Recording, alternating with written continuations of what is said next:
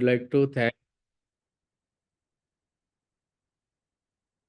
CTR PFP for inviting me this workshop, and I wish you all the best for all the participants, and I wish that this today's workshop would be very immensely benefit all the participants, and it will be a grand success. Thank you.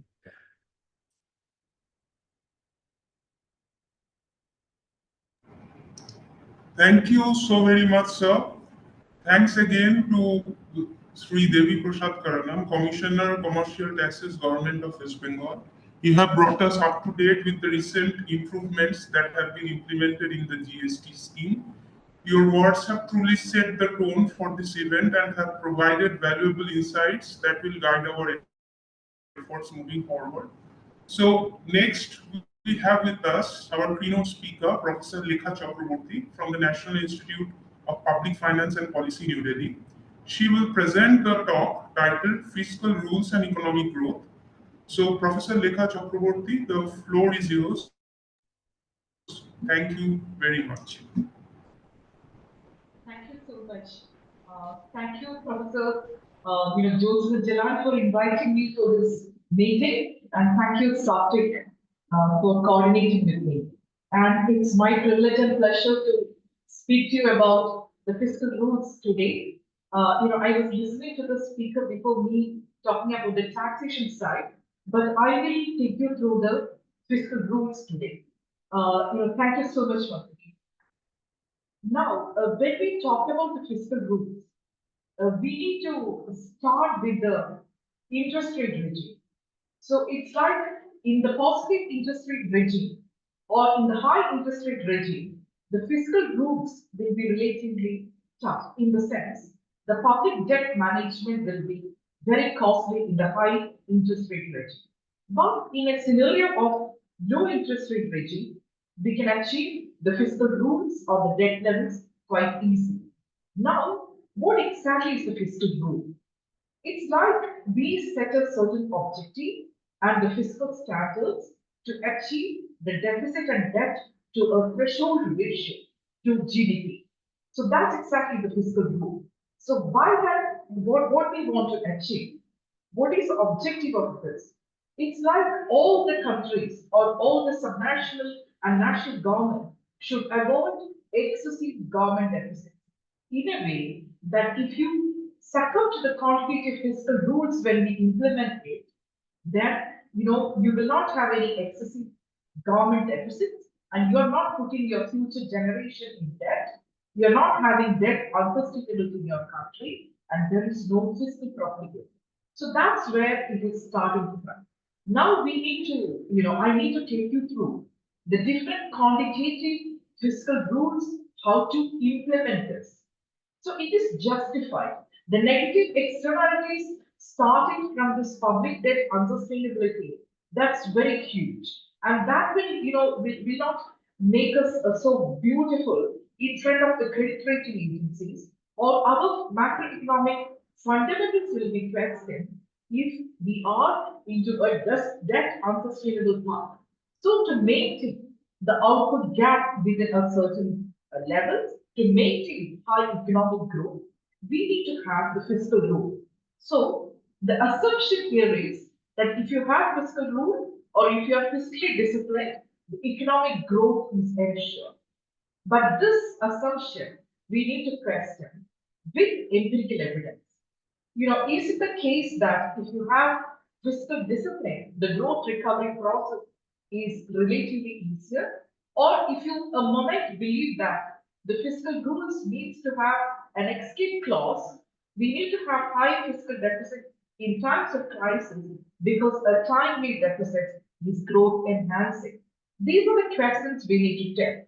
And these questions, in the context of in the macroeconomic context, it is easy. It's not easy to test if you're believing in a high watertight compartmentalization of monetary and fiscal policy. You need to have fiscal dominance in the country, or not exactly the central bank independence to implement the fiscal rules. And what do you mean by fiscal dominance? In the first mover advantage is always given to the fiscal policy maker, and the monetary policy follows.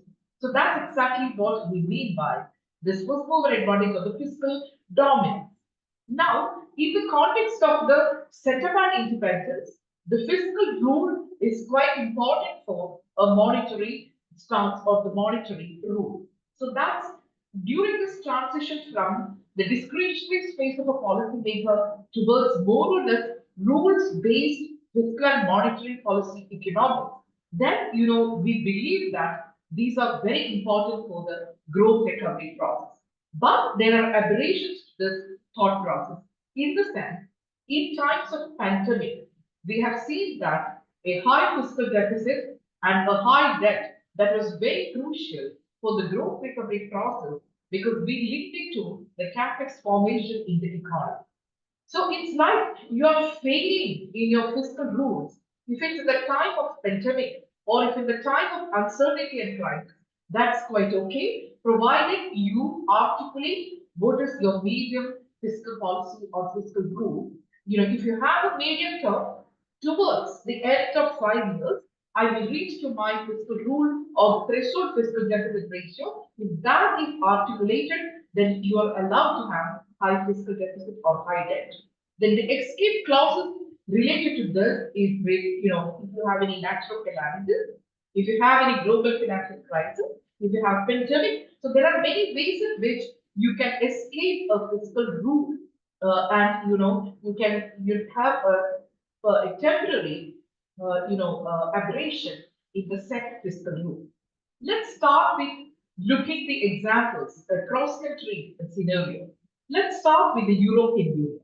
So the design of the European Union fiscal rule, that's kind of a preferred fiscal policy in the context when the monetary policy was exogenous.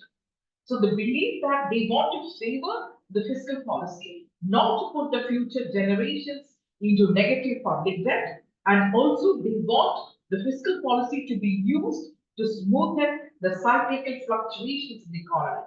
So the choice was left to the individual countries in terms of maintaining their fiscal deficit within the cap of the 3%, and that was the Maastricht Treaty.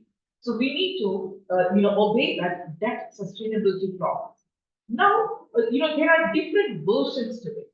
One is a pure public finance view, and what could be that? If the monetary policy and the price adjustment they can maintain the output at potential, then whatever be the fiscal policies down, we can have economic growth recovery process because then the fiscal consolidation is quite painful. If we are moving towards austerity rules, because here fiscal consolidation you can maintain through two ways.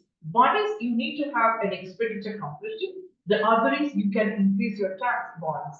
And the fiscal consolidation towards a threshold ratio you maintain in the fiscal rule is through tax buoyancy, then that is relatively good because that will help in the growth recovery process. But if you are taking the path towards fiscal austerity measures, that will have negative growth consequences. So that's it. Now we take a look into the intertemporal budget constraint. In the intertemporal budget constraint, you have the primary surplus or deficit and the past liabilities in terms of your interest payment. So there is a debate in the context of India that should we succumb to this primary deficit or primary surplus as the operational parameter when we talk about the fiscal rules, or should we be maintaining a threshold ratio of the fiscal deficit to GDP? And Arvind Subramanian, the former chief economic advisor, was of the view that the primary deficit that is very crucial to maintain the fiscal rule. The moment we can talk about the primary rather than the entire fiscal deficit to the GDP ratio. Here, this is articulated because the interest rate is exogenous in this case, and also, the past liabilities of the government is taken out of this context. And the past liability is mainly through the interest rate determination. Now, what will happen? We take a look into the off-budget liabilities. The off-budget liabilities, why it has happened? When there is a fiscal rule to be maintained, the state government, especially, and also the central government, they started inventing the mechanisms in which they can borrow, but those estimates will not be entered into the strict definition of fiscal deficit. In the sense, the fiscal deficit is the net borrowing requirement of a country. But if you go beyond the general government deficit, and if you start borrowing through the public sector entities, then that is public sector borrowing requirement. And PSBR is not yet computed or is not yet kept within the purview of the fiscal rule. So in the fiscal rule, you are supposed to maintain 3%, but now in the post-pandemic period, you are supposed to maintain it to 4.5%. And where this 4.5% is coming from instead of 3. And it was articulated that it is due to the budget transparency. In the sense, we need to keep the deficit transparent. The off-budget liabilities or the hidden liability or the hidden debt needs to be taken within the purview of the fiscal rules. If that is the case, you need to raise the threshold ratio from 3 to 4.5 to articulate that hidden debt, what's happening in the economy for the budget transparency. So that may be the reason why we articulated instead of 3, we are getting towards 4.5 next year as the fiscal rule within the medium term glide path. So that's, excuse me.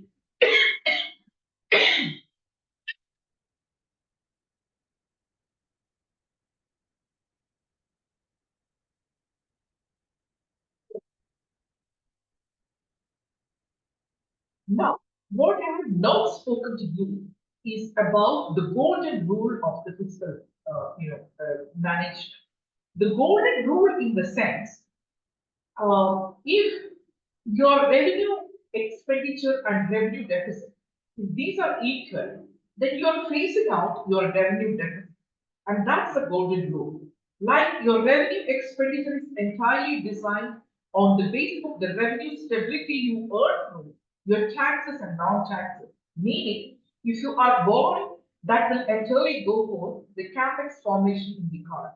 That's what is the golden rule. But in the prime, in 2000s, early 2000s, in the initial fiscal rules, we kept the golden rule that we need to chase out the revenue deficit. But if you take a look into the finance bill, the clauses related to the revenue balance or the revenue deficit is taken out in 2018. And you can also take a look into the FRBL committee report of 2018, where, excuse me, where I mentioned about the dissent note by the former Chief Economic Advisor, Arvind Subramanian, related to the operational parameter of the deficit in the country. So what Arvind Subramanian envisioned is that we should be focusing on the primary deficit, but the overall agreement or the consensus of the FRBM or the fiscal responsibility and the budget management was to keep the fiscal deficit as an operational parameter of our country. Now the challenges are in terms of the hidden debt. So that's why, in the union budget, there is a tendency to keep the off-budget liability or the hidden liability within the purview of the fiscal deficit. But, we have gone up to more than 9% in the post-pandemic period in terms of the fiscal deficit to GDP. But that was not intended to decide the new expenditure programs that led to the increase in the fiscal deficit, but because of this budget transparency that we kept, the hidden debt, a portion of the hidden debt within the purview of the fiscal debt. So that's the way it happened. Now take a look into the fiscal rules at subnational government. Now, all the states are asked to maintain the fiscal deficit at 3.5%. But this 0.5, that extra borrowing space, that's not quite easy. In the sense, this extra borrowing space the states can earn only if the states will go through the power sector reforms. Excuse me. Because we know that it's not only about the cyclicality of the cyclical reforms we need to undertake for the growth recovery process. We also need to undertake structural reforms in the economy. Structural reforms in the sense, power sector reforms is quite crucial, along with what are the other ways in which we can increase our total factor productivity through land reforms, labor reforms, and other, capital reforms. But this, it is very crucial to have the power sector reforms. And the story of the power sector reforms that is closely correlated to the fiscal rules, or it is closely correlated to the fiscal consolidation of the excessive deficit procedure in the context of Indian economy. In the sense, we have operational parameters to be maintained, efficiency parameters to be maintained in the power sector. One is financial efficiency parameter. The second one is operational efficiency parameter. And if you take a look into the data of these efficiency parameters, both on the fiscal policy or the financial and the operational, we can understand that there are interstate differentials in terms of the achievements. And financial efficiency parameter of the power sector is related to the tariff reforms, the aggregate technical and commercial loss we need to reduce, and also we need to reduce the gap between the aggregate revenue and the aggregate cost. And when we talk about the operational parameters in the power sector, that's closely correlated to the power infrastructure. We need to take a look into the way in which the states are engaging into the reforms related to the power infrastructure. That includes, smart metering. That includes the disaggregation of the commercial grid from the domestic grid. There are a lot of, reforms involved related to the power sector infrastructure. But the story is divided. There's a dual story in case of the power sector. Like India has generated sufficient power, generation of the power in India, but as the distribution companies, we call it as discoms, are in mess, then the story is divided. So state governments, through non-SLR bonds, have got into the power sector reforms and supported the distribution companies, but that led to the deterioration of the state finances. And also, if you look into certain, the context of certain state governments like Rajasthan, the Uday or the non-SLR bond to, clean up the mess of the distribution companies of power sector that led to deterioration of state finances. So we need to ask this question: fiscal consolidation, excessive debt deficit procedure, and the power sector reforms in a very serious manner. And now what is articulated is that, okay, let the state governments go up to 3.5% of deficit to GDP ratio, but that extra 0.5 in the fiscal consolidation procedure should be closely tied to the power sector reforms. So that's the way the structural reforms in the country, the fiscal procedures, the fiscal consolidation and the fiscal rules are like maneuvered in a very comprehensive manner. Now, if you ask me, there are many states, they over-adjusted to the fiscal rules at the cost of capital spending. So that was the story if you take a look into the numbers from the first fiscal rule, which was enacted in our country in the early 2000s.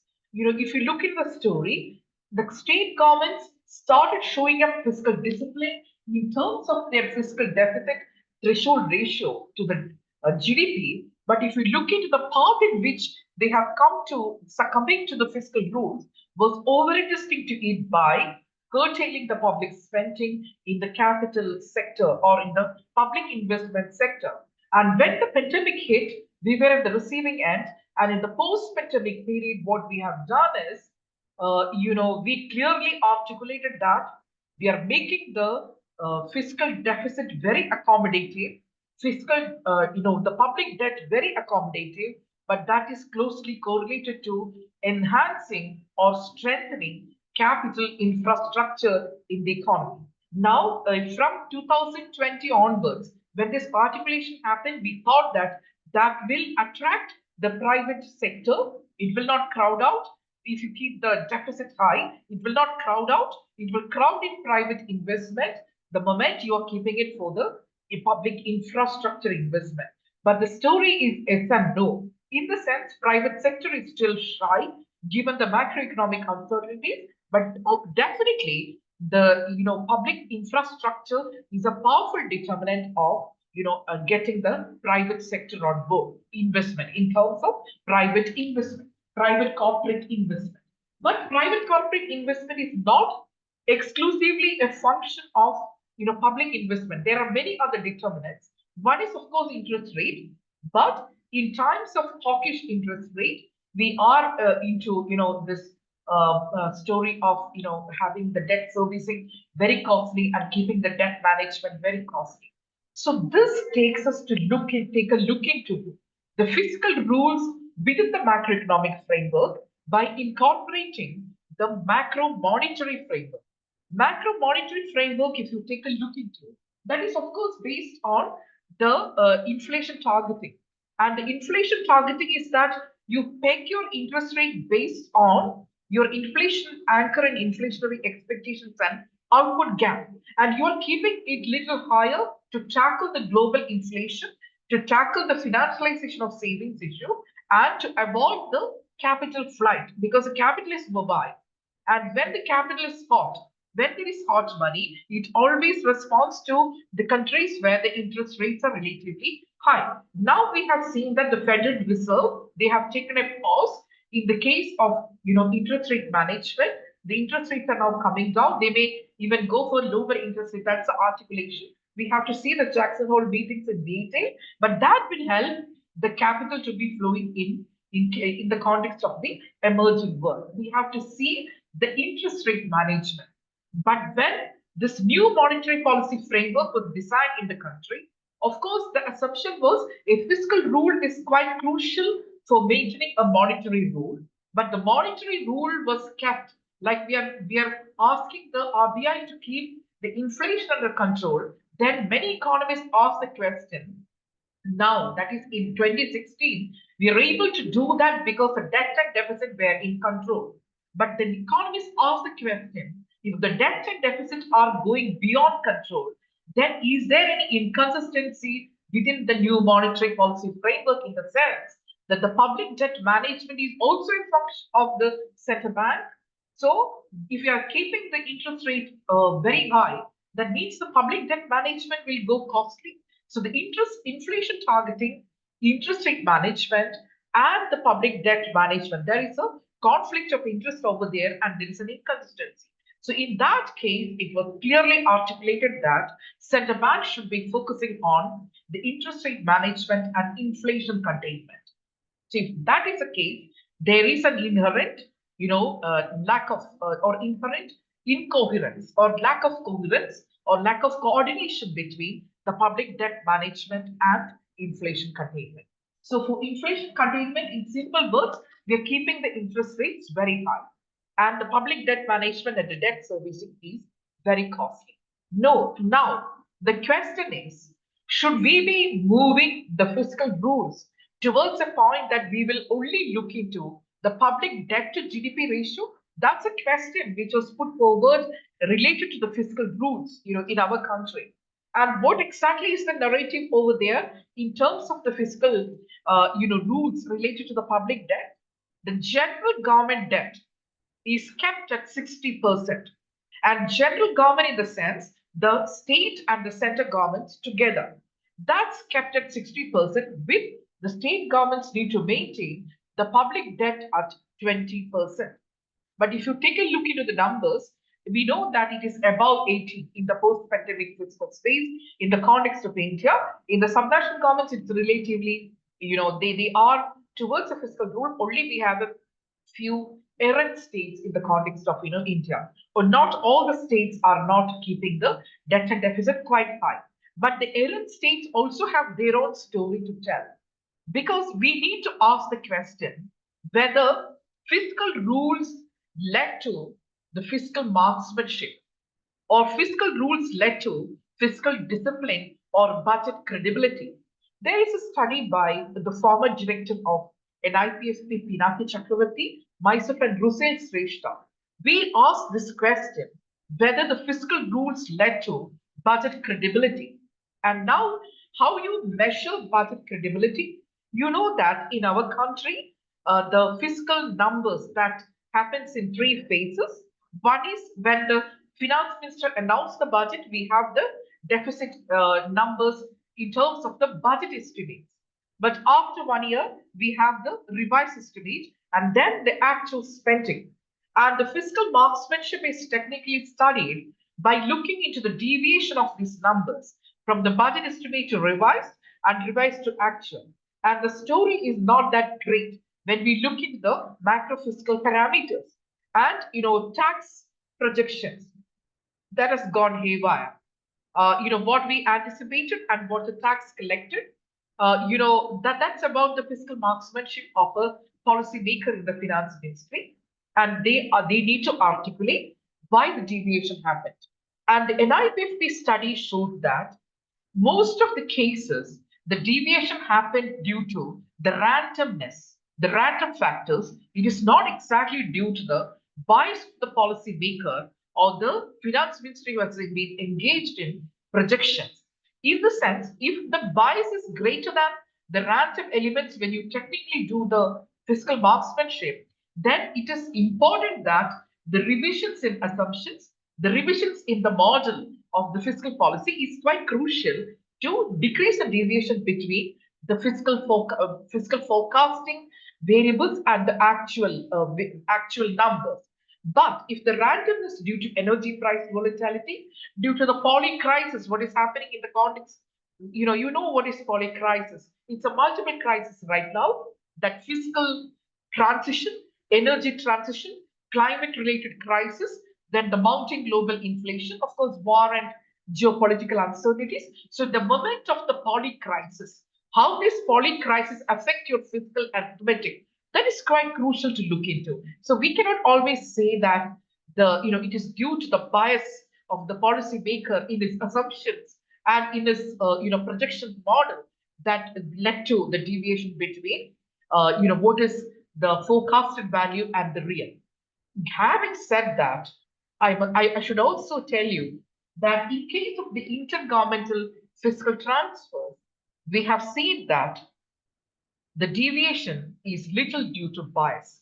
That is after getting into the unconditional grants, there was a restructuring of the grants. What has happened, in India? Maybe that led to this volatility in the intergovernmental fiscal transfer, especially the conditional transfers in the context of India. So now the question, the mood question right in front of us is: should we be needing fiscal rules at all? That's question number one. Or when we articulate a fiscal rule, should it be symmetric or should it be asymmetric? Asymmetric in the sense when the expenditure needs across state government is different, when the fiscal parameters and the macro fundamentals across states are different. Should we be articulating the subnational fiscal rule in an asymmetric manner, or should we be keeping a symmetric parameter or a symmetric threshold ratio and ask all the states to follow this? Third question is, should we be moving away from the deficit threshold ratio altogether and focus on the public debt to GDP ratio? And when we look into the cross-country experiences, of course, in the context of the European Union, the debt deficit ratios are normalized to GDP. But in the context of America, we know that it's in the absolute ceiling. It's in the absolute ceiling of the public debt. But in India, again, like European Union, we don't have any absolute ceiling. It's not an absolute number in crores or lakhs or billions. But we also normalized the fiscal rules like debt to GDP ratio. Now, when you decompose the high debt in our country, it is not exactly due to the fiscal profligacy that a country's public debt can go up. It's not exactly the fiscal profligacy. You need to unpack, you need to decompose it and take a look into it. There are many elements to it. One is, as I mentioned earlier, your primary deficit.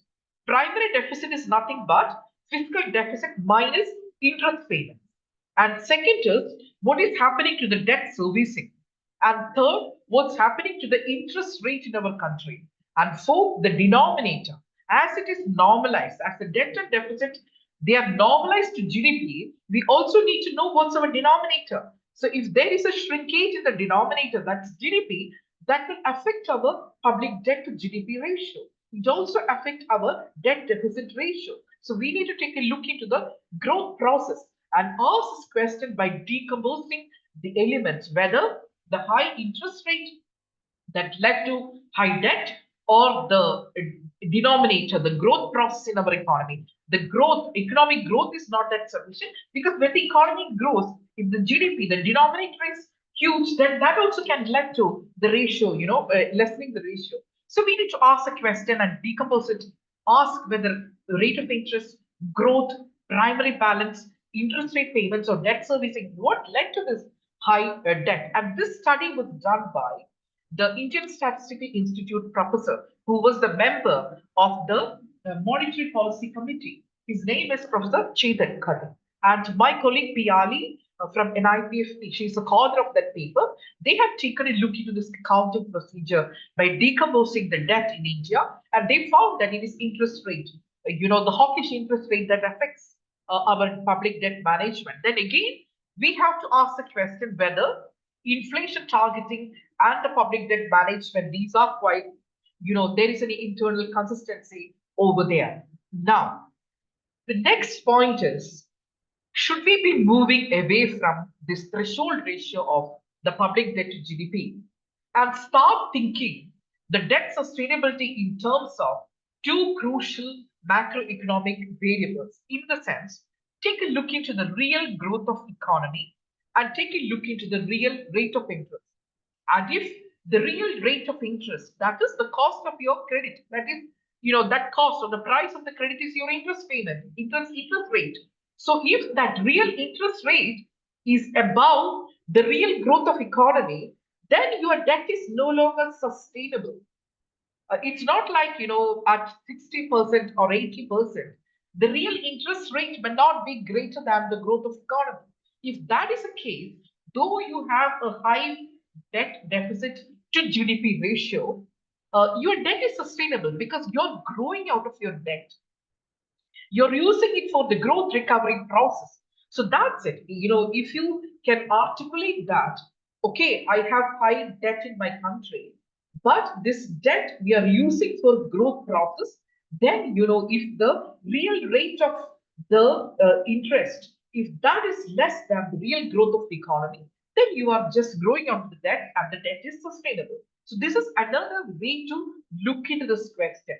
Now, as I mentioned earlier, why we are maintaining a fiscal rule?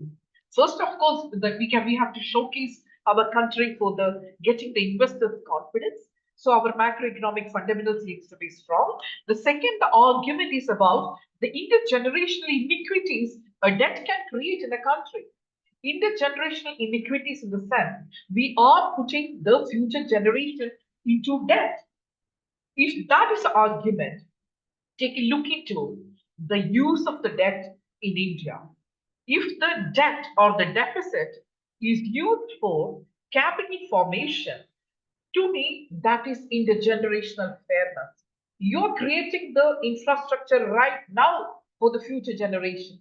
So you're not putting them into, any unfair or any injustice or any inequities. In that sense, if you use your debt to grow by creating human capital formation and also for the infrastructure investment process in the economy. And also we need to talk about the green or the climate resilient infrastructure over here. So for articulating that, the fiscal rules we have to unpack. So far we have talked about the levels of the fiscal deficit, the levels of the fiscal rules, like I mentioned, that we need to keep the fiscal deficit GDP at 3%. Now the new articulation is 4.5. The general government public debt, the second rule, that is 60% with 12, that's general government with 20% debt GDP ratio for the state government. And the third program is a golden principle. Golden principle is we should phase out the revenue deficit. That is a clause which we have taken a relook into in 2018 fiscal rules framework. Then in the 2018 finance bill, that clause is related to revenue balance they were taken out.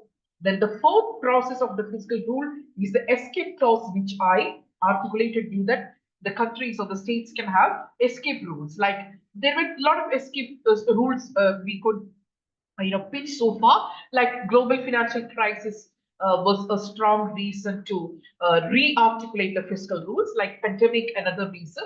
Then we have macroeconomic crisis. So then natural calamities. All these are the different ways in which we can apply a escape clause in the context of countries. And here, the climate, we need to start talking about the financing pattern of the deficit along with the levels of deficit when we articulate the fiscal rules. Take a look into the financing pattern along with the levels. The financing pattern over the years in India have taken a transition from the seigniorage or the monetization of deficit towards the bond financing. And the macroeconomic consequence of each of these modes of financing the deficit differs. In the sense, if you do the monetized deficit hugely, the monetization of deficit hugely, of course, we have seen in many countries that led to overheating, inflationary pressures. But in the context of the bond financing, the inflationary pressures that is under control, but the other challenges if you go for the bond financing is a crowding out phenomenon. In the sense, you have the loanable funds market, and if you take the loanable funds increasingly to finance your deficit, what is available to the public sector for investment that is getting limited, and that can lead to increase in the interest rate and the crowding out. But we articulated that no, we of course we are preempting the loanable funds to finance the deficit, but this deficit we are using for capital formation. So theoretically and empirically, the capital formation in infrastructure should crowd in. It should attract the private investors. So the use of the deficit is quite crucial. And the climate resilient, how have we done that? When we articulated the questions related to climate resilience within the fiscal rules, what we have done is we have gone ahead with a thematic financing of fiscal deficit. Thematic financing in the sense, a portion of financing the deficit is closely tied to the green infrastructure or climate infrastructure.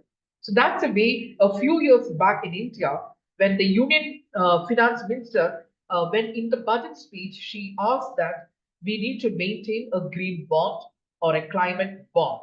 So the bond financing, the climate bond financing, that's a way the climate was included within the purview of the fiscal rules. But it is not articulated. If you look into the fiscal rule statement, it is not a beyond GDP paradigm. It is quite within the fiscal rules, within the growth paradigm. We have started talking about the climate, outside the purview of the fiscal rules through the financing pattern of deficit. So that's a way. And also the climate is looked into from the monetary policy stance by asking the top governments to top investors to start doing the green stress test. So that's the way it is. Now, the final question is, do we need to take a look into the fiscal rules and fiscal marksmanship closely? As I mentioned earlier, the fiscal rules led to fiscal marksmanship, or it led to fiscal, growth stagnation. That we need to ask. And many economists argued that fiscal rules led to the low-level equilibrium in the economy. In the sense, when monetary policy was not completely effective in terms of translating into the high growth process, because the interest rate is quite a tight tool in that way. In the sense, if the interest rate go below, or if you get into the liquidity trap of the negative interest rate quadrant, then the impact of the interest rate on growth recovery process is quite partial. So then the fiscal rules or the fiscal stance need to be kept accommodative. Therefore the growth recovery process. But when we maintain a fiscal rule, the prosperity, the global prosperity suffered because the monetary policy stance, the tools were limited in terms of the growth recovery process, and the fiscal rules or the fiscal policy, we are asked to maintain a fiscal rule. So what is the flexibility of the government to get into the reform process or to get into the expenditure design which is required for a growth recovery process. So it's an empirical question whether fiscal rule is growth enhancing or fiscal rule is tightening the growth process. So that's an empirical question. We need to take a look into these questions in detail. And Oliver Blanchard, he's a very famous macroeconomist. And Oliver Blanchard, in his book, a recent book on public debt management in the low interest rate regime, he wrote that book when the interest rate was lower, like a prior pandemic period, when the interest rate regime was lower, public debt management was quite good, quite easy. So then he thoroughly articulated that forget a moment about fiscal rules, get into accommodative fiscal policy or an expansive fiscal policy for the prosperity. But that book got published when the interest rates started going hawkish. So the relevance of his argument, when there is a low interest rate regime, you just pump right. You just go ahead with doing expenditure enhancement for the growth recovery process. That argument he was articulating in the context of low interest rate regime. But in the high interest rate regime, when the monetary policy is not supporting the accommodative fiscal policy stance, then we are into trouble. Because if the interest payments as a percentage of the revenue receipts is quite huge, if it is beyond 25% of a state government, then we don't have enough fiscal policy space for expenditure design.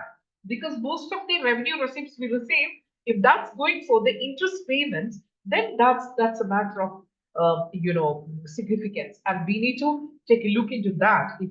That's why 14th Finance Commission articulated that the fiscal rules needs to be done under four parameters. One, keep general government public debt to GDP fixed at or articulated at 60% with 20 for states. Two, fiscal deficit to GDP at 3%. Three, revenue deficit 0. Four, interest payments to revenue receipts ratio should be maintained below 10 to 15%. So these are the different ways in which we asked the question related to the fiscal discipline or fiscal rules. Now, as we are going through the poly crisis, as we are going through the macroeconomic uncertainties, we should be re-articulating the fiscal rules. And what is the objective of the fiscal rule? We need to rethink whether we are talking about intergenerational inequity by creating high debt in our country, or are we talking about investors' confidence, like credit rating agencies should be very comfortable with us. They should get investors' confidence. They should get confidence. Is that the way we are articulating? Or three, what are the consequences of fiscal deficit? Macroeconomic consequences. So there are empirical studies which looked into the macroeconomic consequences of a fiscal deficit. And the economists are divided. Like a group of economists, that is neoclassicals, they always, quarrel with us. Like, you don't keep the fiscal deficit high because that leads to crowding out. Macroeconomic fundamentals is very important for investors' confidence. So they talk about the detrimental effects of keeping the debt deficit high. And another group of economists, they are mainly Keynesian. They do believe in the role of government in times of crisis. So for those economists, we call them even heterodox economists, they argue that timely deficit is very crucial for growth. If you are keeping the deficit and debt tightened when there is crisis, then that will not lead to growth recovery process. That will stagnate your growth further. So believe in timely deficits. So that's another group of thought, another school of thought. And a third group of economists, they do believe that what's the difference? They have looked into a dynastic resources model, overlapping generations model, and they told or they believed that today's deficit is tomorrow's taxes. So whether tax financing or debt financing, what difference does it make? So it has equal impact on economy. We call it as Ricardian sequence theorem. So economists, they never agree to a point. But right now, policymakers, for a moment, Nirmala Sitharaman, if you look into her budget numbers, of course, she has a glide path medium term. And she told that, of course, in the pandemic times, my numbers have blown up to 9% fiscal deficit GDP, but I do have a glide path to come to 4.5 by 25-26. So now we pegged the fiscal deficit to GDP in the current budget, how much it is, like, 4.9. Next year, we believe that we will be able to hit that glide path, the target of 4.5%. So that's the way it is when you look into the numbers. Revenue deficit, of course, the numbers, if you look into it, is not zero. Last year, it was like 2.5. Now it is 1.9. We have done a bit of revenue deficit control, but that's done because the taxes were buoyant, and we also curtailed a few revenue spending. So what are the consequences of maintaining fiscal rules? One is we are articulating a constraint optimization of fiscal space right now. It has its own consequences. A mindless focus on capital spending can have growth repercussions if you curtail four components like social protection measures, social infrastructure related measures in education and health, food security measures, and government acting as an employer of last resort. If you are curtailing all this spending by curtailing the revenue expenditure, by thinking that revenue expenditure is bad, then we have consequences, growth recovery consequences. So mindless focus on capex is not that great. Now, what are the other consequences? Debt sustainability. Of course, you take a look into RMG. If the real rate of the growth of economy is greater than the real growth of real interest rate, then you're comfortable to a certain point. But if you are looking into the threshold ratios, then by over tightening the expenditure, that also have negative growth repercussions. So you need to take a look into the consequence coming from that. Of course, when I talk about all these pathways, I'm not a moment I am talking about fiscal profligacy or the recurrent kind of a spending that will lead to the totally unsustainable path of fiscal policy stance. No, I'm not talking about the growth consequence from fiscal profligacy, but we need to articulate the way in which we need to design the fiscal space. Capex, revenue expenditure. Capital expenditure, of course, it is growth recovery processes quite closely correlated. When it comes to the revenue spending, within the revenue spending, the administrative or the establishment expenses is greater than the intended benefits from a spending. If you look into the economic classification, then you can understand that expenditure is not at all viable if the establishment cost is greater than the real benefit, the beneficiaries get from that program. Then you need to go for a convergence of the public expenditure. That is a convergence process, because then that is no longer viable. These decisions we need to take regarding the prioritization of the revenue spending, and also cleaning up process away from the fiscal profligacy, or away from, when you look into that functional and economic classification.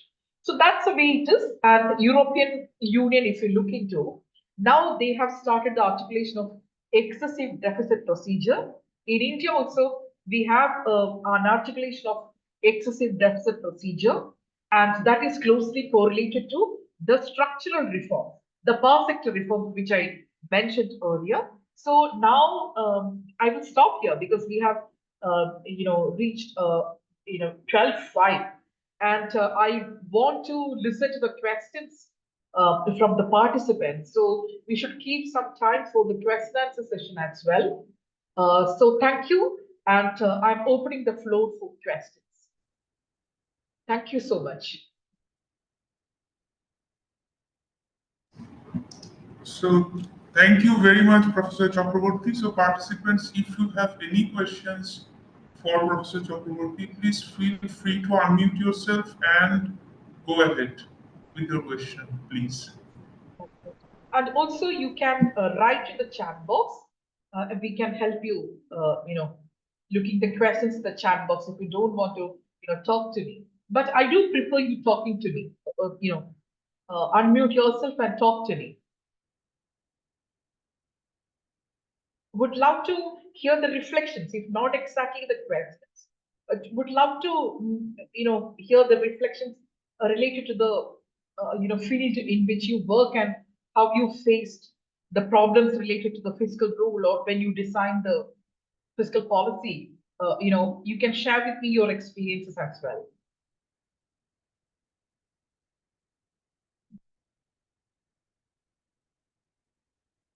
Yeah.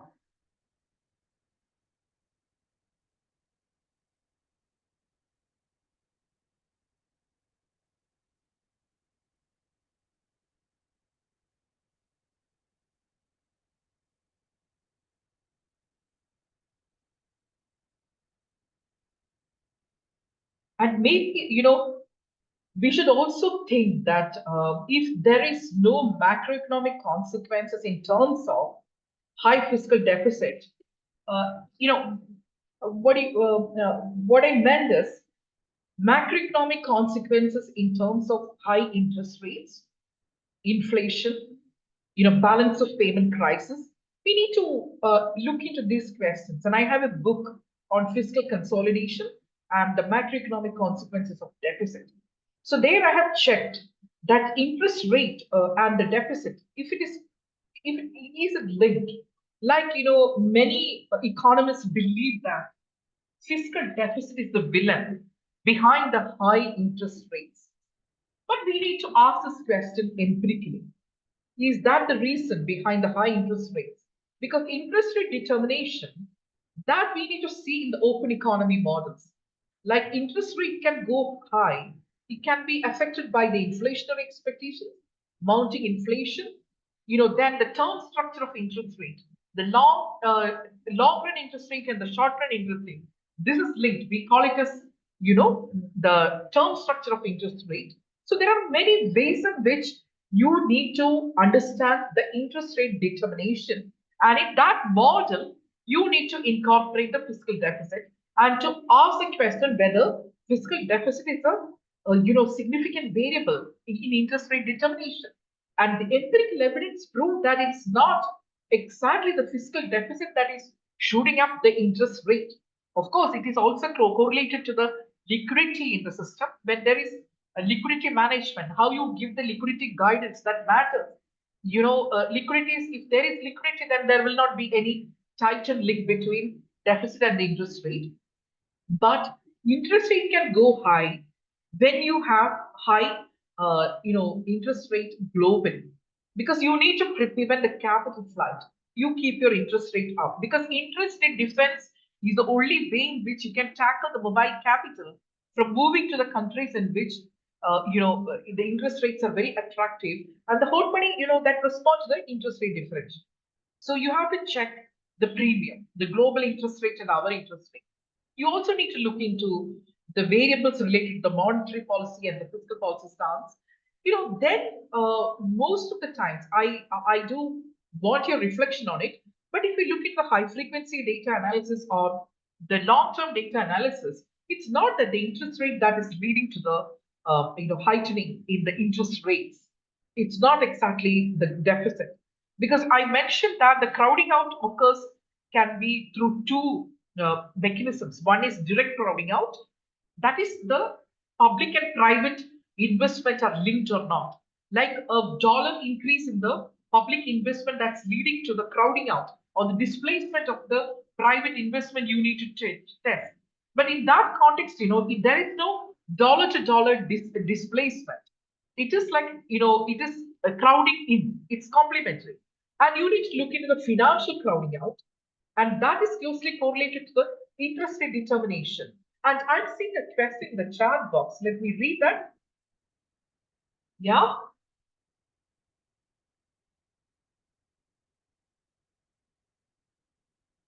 No, not. Okay, I'll take this question.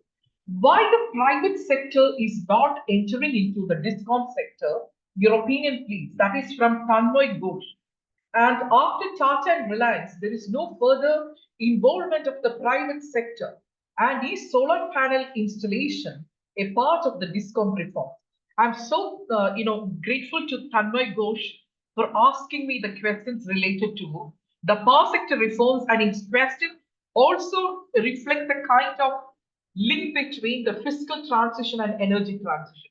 I will take up that question. Let me read all the questions and talk to you in the end. Thank you, Tanmoy, for that question. Now, Santosh is asking me another interesting question about interest rates effect on deficit.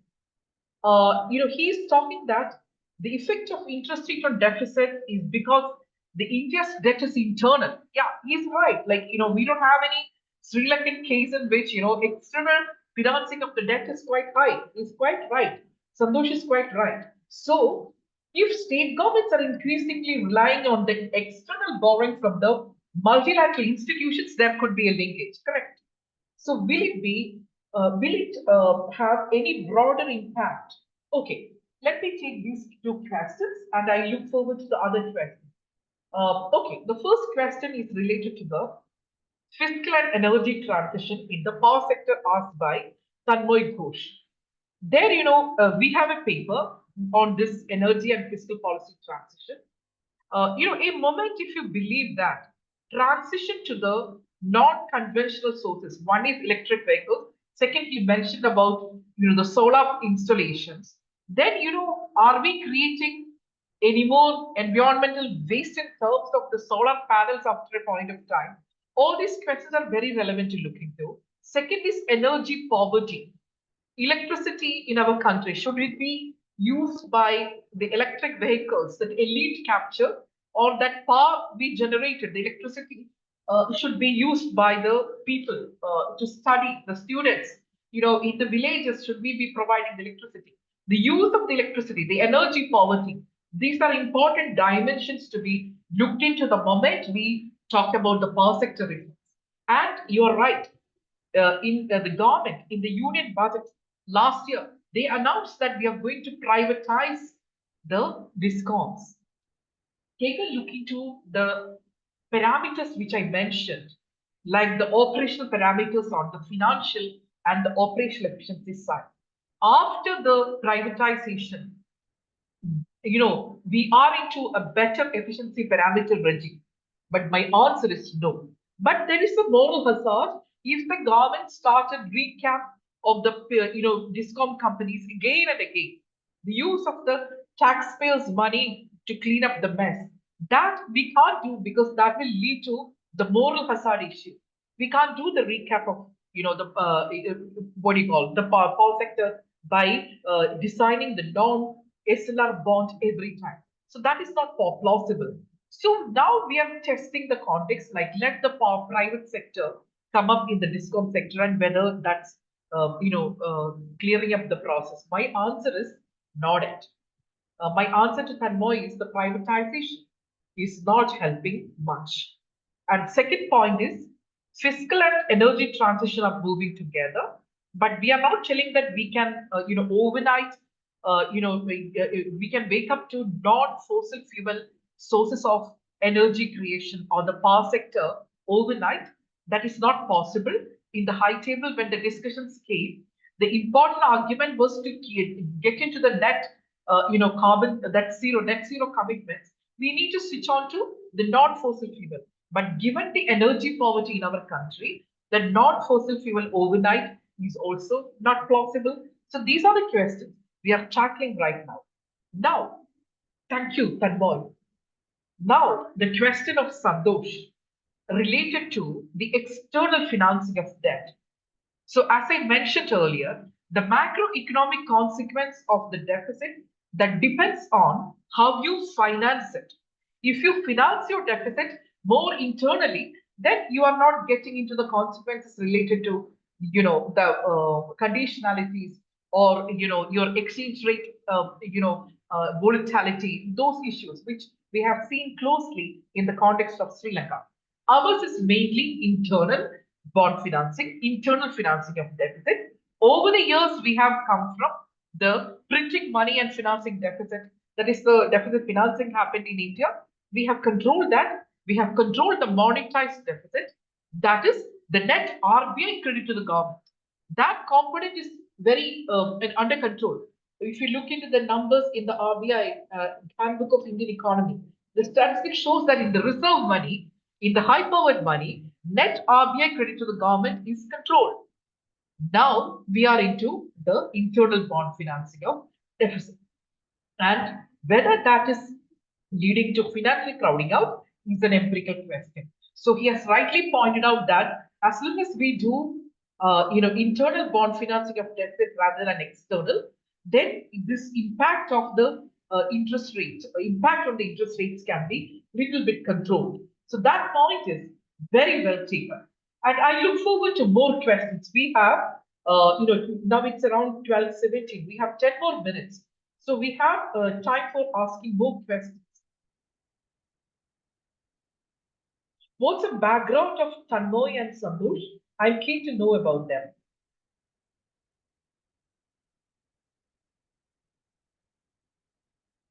It's that, the technology won't allow you to unmute yourself and talk. It's only the chatting that is possible for the participants. Yeah? No, ma'am, we can unmute. I will just. Sure. Santosh, go ahead. Yeah. Ma'am, actually, I'm a student of MA Economics from University of Hyderabad. I'm interested in public finance and I got to know about this workshop. So I requested the team to kindly allow me to join it and they have gratefully allowed me to be here. Okay. Sure. Thank you so much. Okay, Santosh. And Thank what about, yeah, thank you. What about Tanmoy?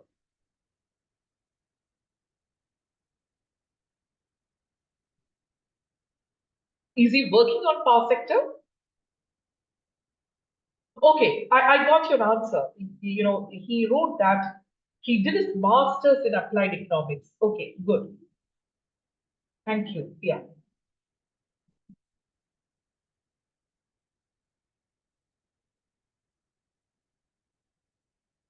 Thank you, Sagar. I can see your question, Sagar Das. Good afternoon, ma'am. Can you please share your views on fiscal deficit situation in West Bengal? Thank you, Sagar. The conspicuous absence of state-specific analysis of fiscal rules that was there in my talk. I thought that I will not do that, but as you have asked a specific state context, I should speak about that. Thank you. That's a brilliant question. Yeah, there are many errant states in the sense Kerala, West Bengal, Punjab. There are many errant states if you look into the numbers, but don't get panic in the sense like these states are getting into, the part like what has happened in Sri Lanka. Those kind of narratives floating around is completely baseless because Santosh mentioned about the internal and external, financing of the deficit. You need to be clear about how you finance your deficit. Now, if you ask me about the West Bengal, many mentioned that the tax buoyancy, the tax GDP ratio of West Bengal can be little improved. That's one thing. Second point is, what is the use of fiscal space we need to take a look into? Like in some states, the use of the fiscal space may be to generate more employer of last resort policies. But like Arvind Subramanian, many economists believe that if you use the fiscal space for kind of universal basic income, the kind of transfers, the kind of direct benefit transfers, DBT, the kind of cash transfers to the households, that is better. And we need to take a call on this. One is, of course, we have to increase the tax GDP ratio. We need to enhance the tax effort. On the other side, how do you design your fiscal space? Will you design it more with the cash transfers? The question of basic income versus participation income. Like participation income is within the limited space, you are doing more job guarantee schemes. You are doing more employer of last resort policies so that the people can participate in the economy, earn an income, that is participation income. But the fiscal space, can it be called as freebie the moment you get into the cash transfers? These are the questions. But to me, freebies needs to be tackled little carefully. The role of the government, if you look into the role of government versus market, of course, non-excludable and non-rival needs to be articulated by the government. And also, you can get into merit goods, education, health. These are externalities, positive externalities. So please do it.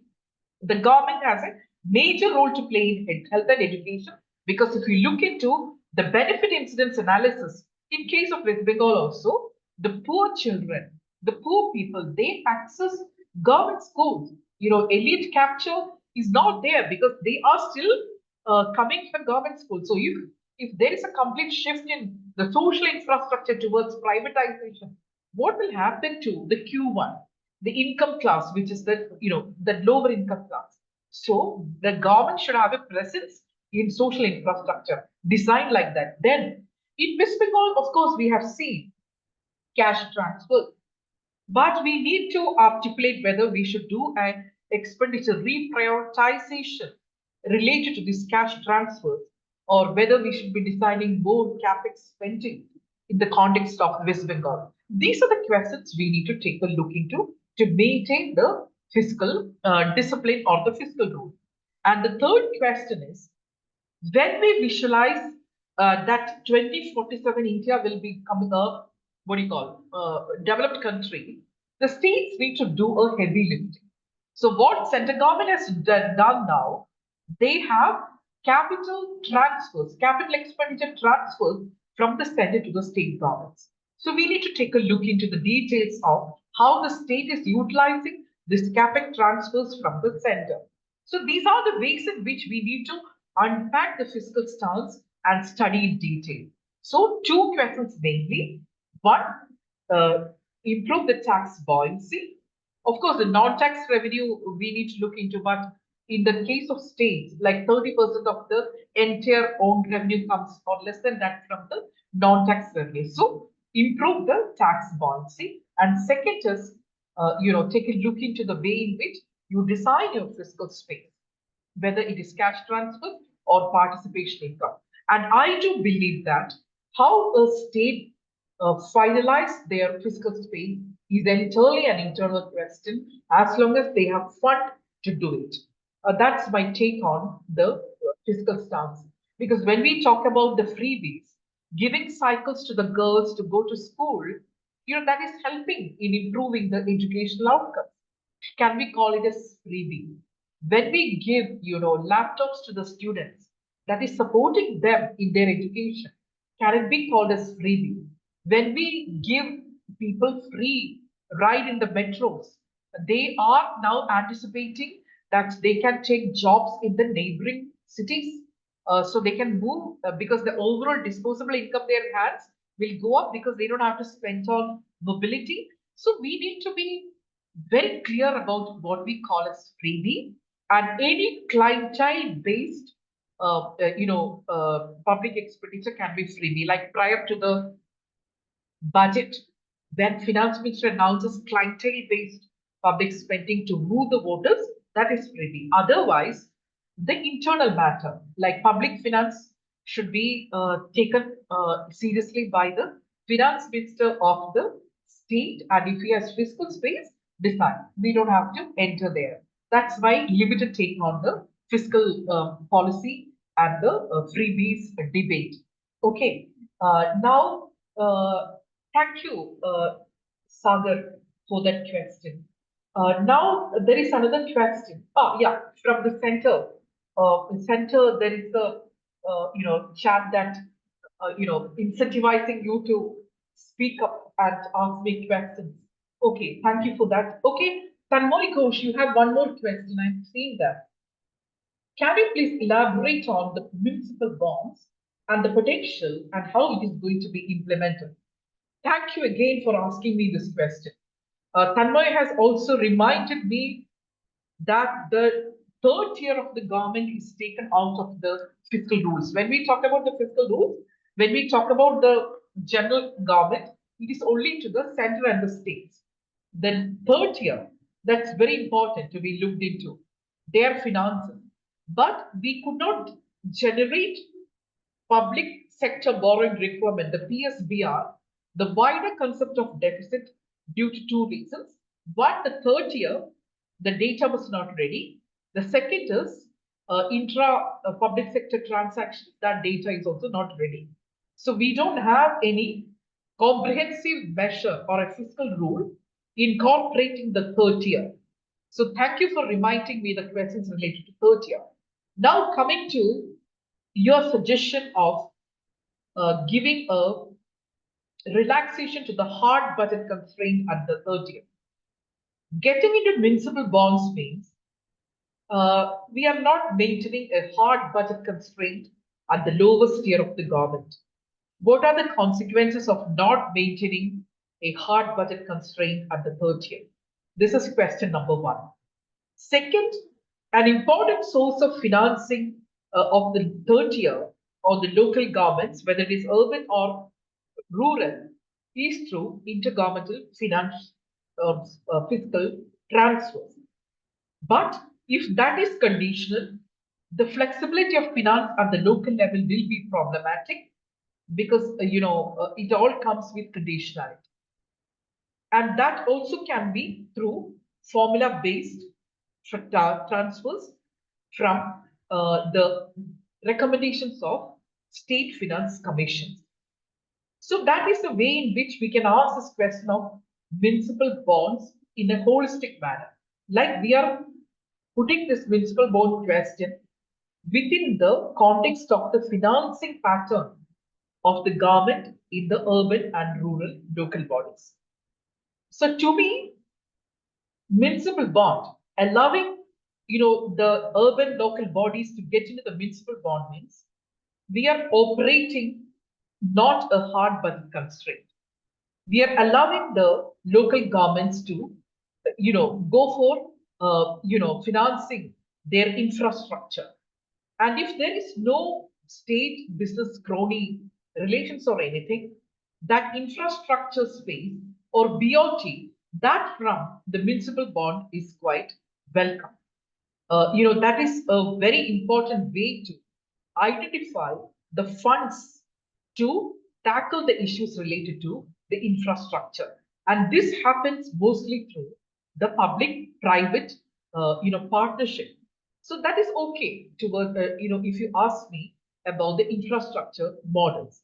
But, we don't have any accounting practice or an accounting mechanism to capture a uniform financing or the uniform, public financing codes across urban local bodies in India.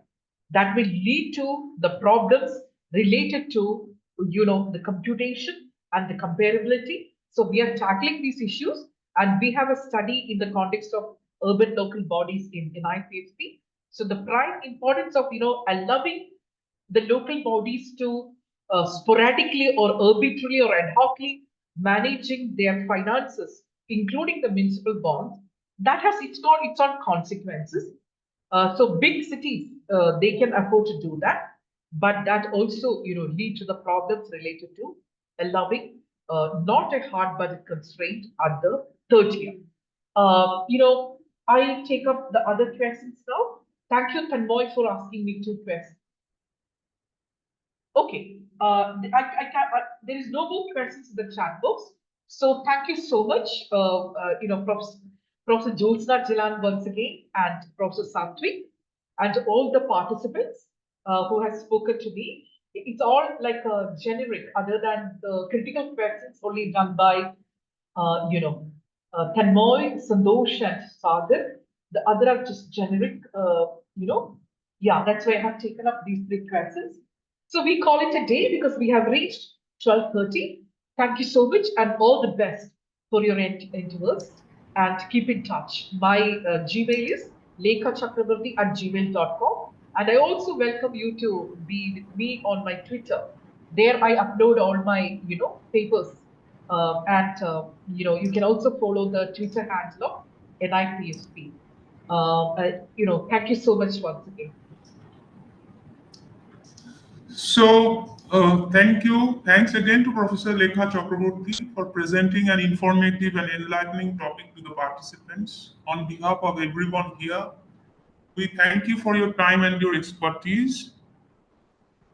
So So before inviting our next presenter to commence the next session, I would like to take this opportunity to request workshop participants to kindly share their email IDs in the chat box if they have not done so already. This would help us